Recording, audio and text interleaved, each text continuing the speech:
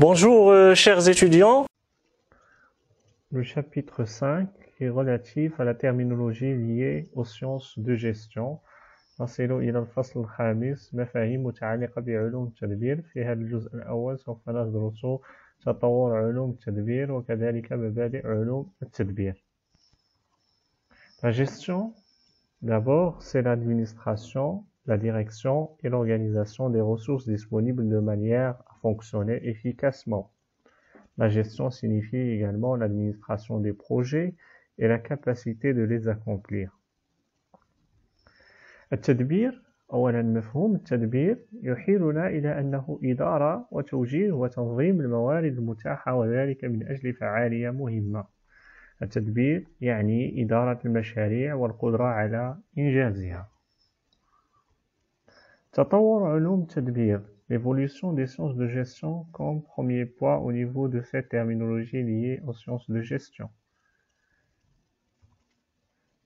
Première école, premier point, c'est l'école classique.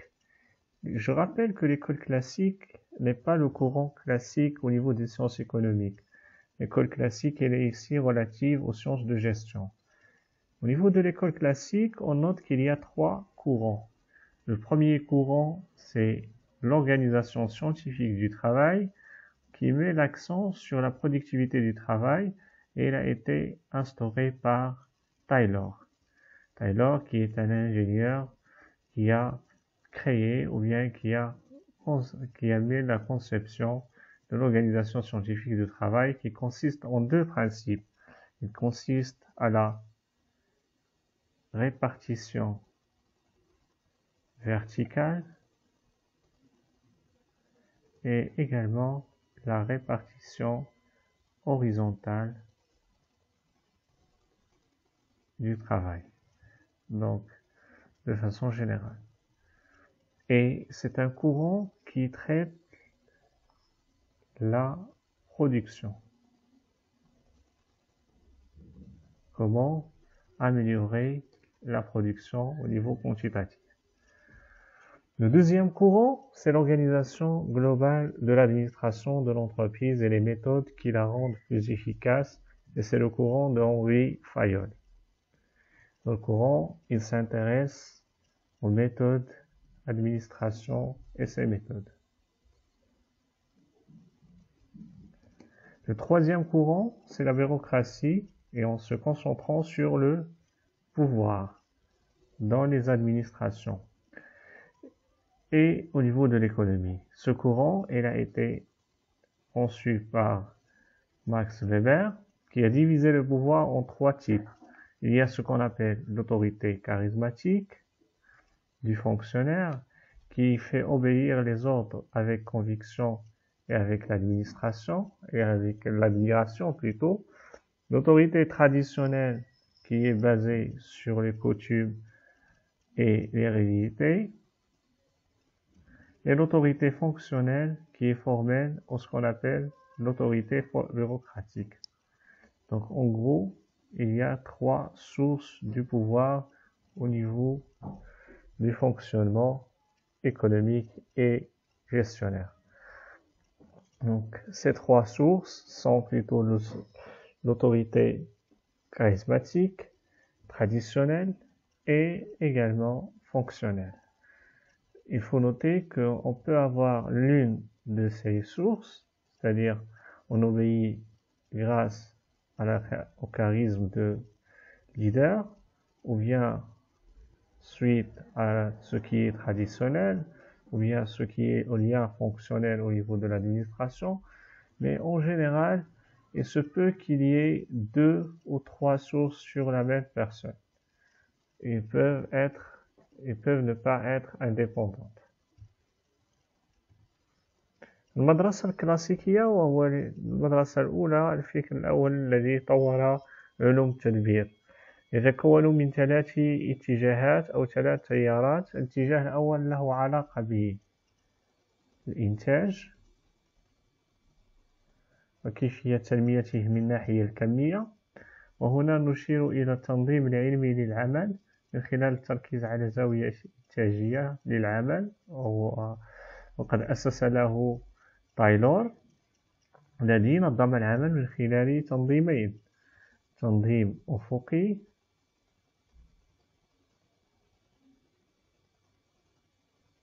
وتنظيم عمودي. الاتجاه الثاني هو تنظيم شامل الإدارة وبالطرائق التي تجعلها أكثر فاعلية، وهنا نشير إلى هنري فايول لأنه اهتم بالجانب الإداري. الاتجاه الثالث وهو البيروقراطية من خلال التركيز على السلطة في مجال الإدارة والاقتصاد. ماكس فيبر قسم السلطة إلى 3 أنواع. هنا نشير إلى السلطة الكاريزمية التي تعود إلى شخصية المسؤول التي تجعل الآخرين يلتزمون بأوامرها اقتناعا وإعجابا، والسلطة التقليدية القائمة على الأعراف والتقاليد والوراثة، ثم السلطة الوظيفية الرسمية البيروقراطية. إذن 3 أنواع أو 3 أسس للسلطة، قد تجتمع 3 في شخص واحد، رغم أنها قد تكون عبارة عن نوع واحد في شخص. إما يعود ذلك إلى شخصيته التي تجعل الآخرين يلتزمون بأوامره عن اقتناع وعن إعجاب في بعض الأحيان، أم أنها تكون نتيجة للتقاليد والأعراف، وهنا نشير إلى السلطة التقليدية. في حين النوع الثالث من السلطة هو سلطة وظيفية رسمية نتيجة العلاقات الإدارية التي تربط ما بين العمال أو ما بين الموظفين. L'école des relations humaines. Avant de voir l'école des relations humaines، المدرسة الكلاسيكية الحافز فيها كان هو الأجر. أشير كذلك من ناحية من اللغة الفرنسية la motivation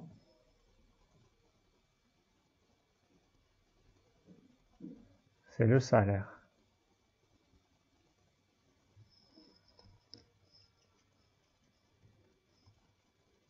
مدرسة العلاقات الإنسانية l'école des relations humaines. Elle a été développée suite à une évolution. Donc l'école classique est une école mécanique automatique. L'école des relations est de nature humaine et s'intéresse aux travailleurs au niveau psychologique, social et humain. Et là, on fait allusion à l'expérience de Elton Mayo. Suite à son expérience, il a mis 2 groupes de travailleurs, un groupe dans des conditions favorables et un groupe dans des conditions défavorables. Le résultat, c'est l'importance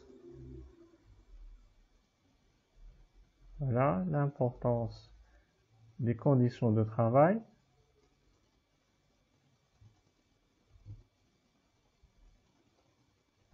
dans la motivation et dans la production. Deuxième, c'est également l'importance des relations humaines. 2 principaux résultats de l'expérience de Elton Mayo qui ont caractérisé, synthétisant l'école des relations humaines. مدرسة العلاقات الإنسانية نشير هنا إلى أنه إذا كانت المدرسة الكلاسيكية مدرسة تقنية عالية، فإن مدرسة العلاقات ذات طبيعة إنسانية تهتم بالعامل من حيث الجوانب النفسية والاجتماعية والإنسانية، وقد تبلورت أفكارها ما بين 1920 و 1950 مع إلتون مايو الذي قام بتجربة أثبت من خلالها أهمية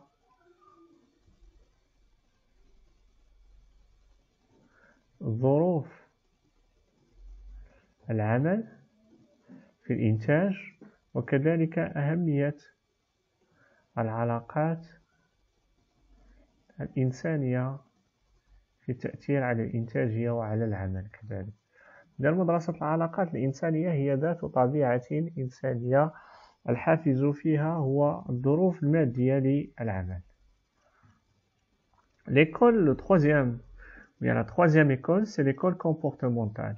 Selon cette école, l'efficacité productive ne peut être obtenue que par une motivation matérielle et surtout une motivation morale. Répondant aux attentes des travailleurs et à leurs besoins physiologiques et psychologiques. Surtout, on note ici les attentes et les besoins. Si l'école des relations humaines met fortement l'accent sur les motivations matérielles, on va dire l'école comportementale se concentre sur les motivations plutôt morales. L'une des théories les plus importantes de cette école est la théorie d'Abraham Maslow qui a conçu sa pyramide qui est très connue, qui repose sur une classification des besoins. Selon cette pyramide, il y a une classification des besoins. Donc commençons par le premier type de besoin, c'est les besoins physiologiques. Tout ce qui est lié au corps. Donc si on a faim, si on a soif, etc. Donc le besoin physiologique doit être satisfait en premier. Une fois il est satisfait, on passe au deuxième besoin qui est le besoin de sécurité. C'est de se sentir en sécurité. Puis le besoin d'appartenance, et puis le besoin de réalisation de soi, et enfin le besoin de réalisation de soi. Donc bien avant, c'est le besoin d'estime de soi, et enfin le besoin de réalisation de soi. Selon cette pyramide, on ne peut pas passer d'un besoin s'il n'est pas satisfait. C'est-à-dire, je ne pense pas au deuxième besoin qui est le besoin de sécurité, c'est le besoin que si le besoin physiologique il est satisfait. Donc, il y a une classification, une hiérarchie des besoins selon leur importance durant cette pyramide. Donc, et une fois le besoin inférieur est satisfait, on peut passer au besoin supérieur et non l'inverse. Mais est-ce qu'il y a des exceptions à cette pyramide?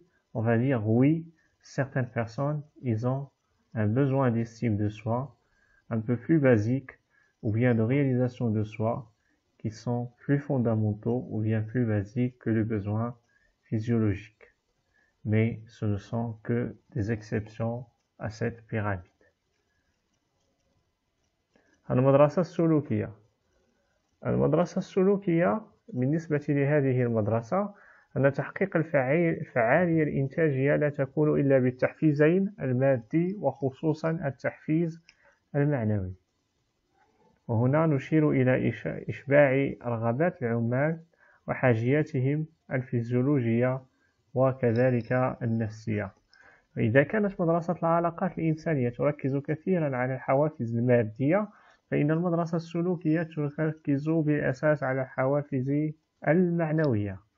ومن أهم نظريات هذه المدرسة نظرية أبراهام ماسلو التي تبني على مجموعة من الحاجيات التي ينبغي تلبيتها وإشباعها في إطار ما نسميه بهرم ماسلو الذي يتكون على الشكل التالي: أنه في البداية يجب إشباع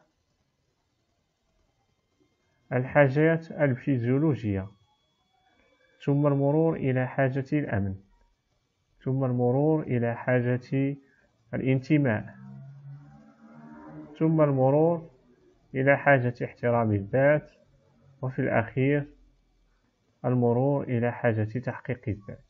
وبالنسبة لأبراهام ماسلو تحقيق هذه الحاجيات يأتي على شكل تسلسل هرمي، أي أننا لا نفكر في الحاجة إلى الأمن إلا بعد أن تكون هناك إشباع للحاجة الفيزيولوجية المرتبطة بما يحتاج إليه الجسم والبدن من أكل وشرب إلى آخره، ثم يأتي بعد ذلك الحاجة إلى الأمن، ثم الحاجة إلى الانتماء، والحاجة إلى احترام الذات، لتنتهي آخرها إلى الحاجة إلى تحقيق الذات.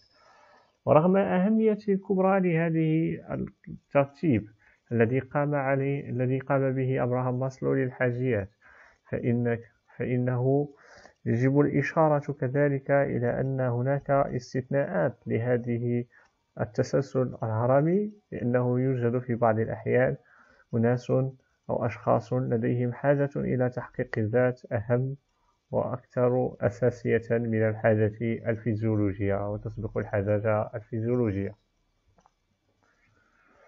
La quatrième école, c'est l'école moderne. Et là, on fait référence à 3 courants également. Le courant des méthodes de gestion quantitative, qui repose sur les mathématiques, l'ingénierie, les statistiques et l'informatique. Le courant du comportement organisationnel, qui traite des relations humaines entre les gestionnaires et les équipes de travailleurs. Et le courant de la théorie des systèmes. Par ailleurs, il existe des tendances récentes en matière de gestion, telles que l'importance du travail en équipe, l'éligibilité des cadres et la révolution des normes de la qualité. رابع تطور في إطار تطور علوم التدبير نشير إليه من خلال المدرسة الحديثة، والذي يتكون من 3 اتجاهات أو تيارات. اتجاه طرق التدبير الكمية الذي يعتمد على الرياضيات والهندسة والإحصاء والمعلوماتية. اتجاه السلوك التنظيمي الذي يهتم بالعلاقات الإنسانية بين المديرين وفرق العمل. اتجاه نظرية النظم. ومن جهة أخرى هناك اتجاهات حديثة في مجال التدبير مثل أهمية عمل الفرق وأهلية الأطر وثورة معايير الجودة. En synthétisant l'école moderne, on va dire qu'il y a un courant technique, un courant moderne des relations humaines et enfin un courant des systèmes. Le premier courant technique est relatif aux méthodes de gestion quantitative qui sont basées sur la technologie. Le deuxième courant, qui est le courant moderne des relations humaines, il fait référence à l'importance de l'esprit d'équipe et de la motivation. Le troisième courant, c'est le courant des systèmes. Il considère l'entreprise comme un système organisé, finalisé et ouvert. Le deuxième point que nous allons traiter dans la terminologie relative aux sciences de gestion, c'est les principes de sciences de gestion. مبادئ علوم التدبير هو النقطة الثانية التي سنتطرق إليها في المفاهيم المتعلقة بعلوم التدبير. Le leadership. Afin de garantir les meilleurs progrès de l'institution et sa réussite au plus haut niveau, la réussite de l'institution dépend de la personnalité des dirigeants, de l'étendue de sa connaissance et de tous les composants de l'institution. La planification comme deuxième principe, il consiste à définir les objectifs et les atteindre en élaborant des programmes d'action pour l'avenir au moyen d'outils scientifiques tels que les statistiques, les mathématiques, en s'appuyant sur l'innovation. Troisième principe, c'est l'organisation. Il s'agit de construire les éléments physiques et sociaux nécessaires tout en identifiant la fonction et la responsabilité de chacun de ces éléments. Enfin, la coordination en créant une harmonie et en dirigeant toutes les énergies et activités vers les objectifs fixés. Le contrôle, il consiste à s'assurer que les procédures ont été mises en œuvre conformément aux règles applicables. Donc, si on se pose la question, quels sont les principes de gestion? C'est en synthétisant ces principes, on va retenir élément par élément. Le leadership, il permet de guider l'entreprise vers le succès. La planification, il consiste à définir et atteindre les objectifs. La coordination, il s'agit d'assurer la cohésion des composantes de l'entreprise. L'organisation, c'est de structurer l'entreprise. Et enfin, le contrôle, qu'il s'agit de chercher la conformité des réalisations par rapport aux objectifs et leur évaluation. الريادة وهي تشكل المبدأ الأول من مبادئ علوم التدبير، الريادة أو القيادة، وذلك لضمان السير الأحسن للمؤسسة ونجاحها في الانتقال إلى مستوى أرقى. هنا نجاح المؤسسة يكون رهينا بشخصية القائد أو الرائد ومدى إلمامه بكل مكونات المؤسسة. ثاني مبدأ وهو التخطيط الذي يهتم برسم الأهداف وبلوغها، وذلك بصياغة برامج عمل من أجل استشراف المستقبل بواسطة أدوات علمية كطرق الإحصائية والرياضيات والفيزياء إلى آخره، مع الاعتماد على الابتكار. التنظيم هو ثالث مبادئ علوم التدبير الذي يهتم ببناء العناصر المادية والاجتماعية الضرورية مع تحديد وظيفة ومسؤولية كل واحد من هذه العناصر. التنسيق وهو رابع مبادئ علوم التدبير، وهي ذلك بخلق انسجام وتوجيه كل الطاقات والأنشطة نحو الأهداف المسطرة. وفي الأخير المراقبة كمبدأ من مبادئ علوم التدبير الذي يهتم بالتيقن بأن برامج العمل قد نفذ كل ما يجب، وأن المساطر قد نفذت متطابقة مع القواعد المعمول بها.